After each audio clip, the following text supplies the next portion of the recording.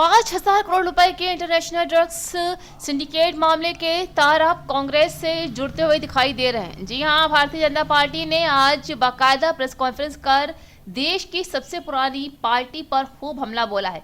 BJP के राष्ट्रीय प्रवक्ता सुधांशु त्रिवेदी ने पूछा है कि आखिर कांग्रेस के इस व्यक्ति के ड्रग सिंडिकेट से क्या रिश्ते हैं।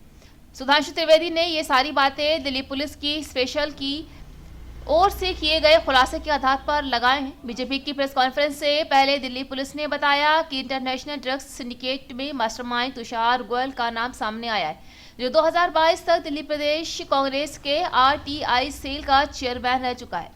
जी हां, भारतीय जनता पार्टी के प्रवक्ता सुधांशु त्रिवेदी ने प्रेस वार्ता में सीधा सांसद राहुल गांधी पर अटैक किया। बीजेपी के राज्यसभा सांसद ने राहुल को संबोधित करते हुए कहा कि अब लगता है कि मोहब्बत की दुकान में नफरत के सामान तो मिल ही रहे थे, अब नशे का सामान भी मिलने लगा है। सुधांशु त्रिवेदी ने आगे कहा है कि मैं पूछना चाहता हूं कि आखिर इतने बड़े ड्रग सिंडिकेट के खुलासे से तुषार गोयल के क्या संबंध है।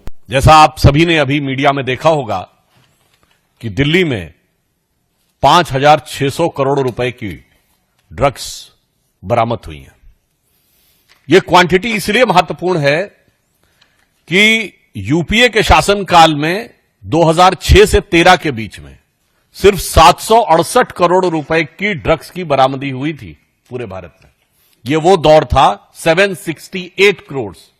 यह वो दौर था जब मुंबई से लेकर पंजाब तक ड्रग्स की गिरफ्त में था।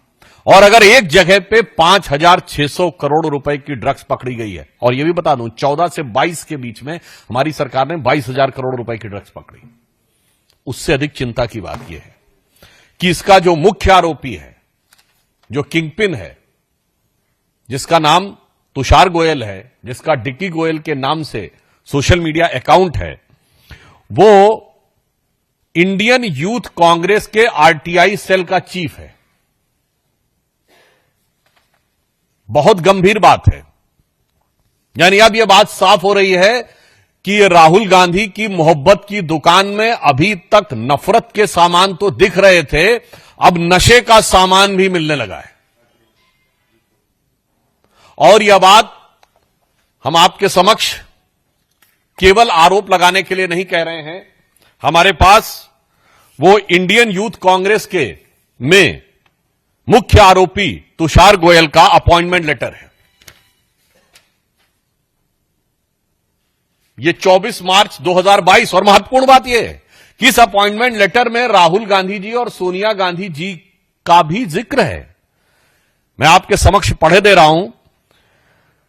लिखा हुआ है कि dear mister Tushar, I hereby please to appoint you as chairman RTI Department of Delhi Pradesh Youth Congress with immediate effect. आगे की लाइन इंपॉर्टेंट है। Indian Youth Congress is confident that you will devote yourself time and energy further strengthening the organization with as the Congress party under the able and dynamic leadership of Sri Rahul Gandhi ji, Srimati Sonia Gandhi ji, Sri Krishna Allavar ji, in charge Indian Youth Congress, and Sri Srinivas BV, the president. अब बताइए, अब हमारा सीधे उनसे सवाल है, अगर यह RTI सेल का चीफ था तो आज देश की हर जनता का यह राइट टू इंफॉर्मेशन है कि कांग्रेस पार्टी के साथ इस मुख्य आरोपी, जो इतने बड़े, शायद देश में सबसे बड़े ड्रग कंसाइनमेंट को पकड़े जाने का मुख्य आरोपी है, उसके साथ क्या संबंध है। दूसरा, संबंधों का सिलसिला सिर्फ यहां तक नहीं है। ये श्री दीपेंद्र हुड्डा जी के साथ इनकी फोटो है।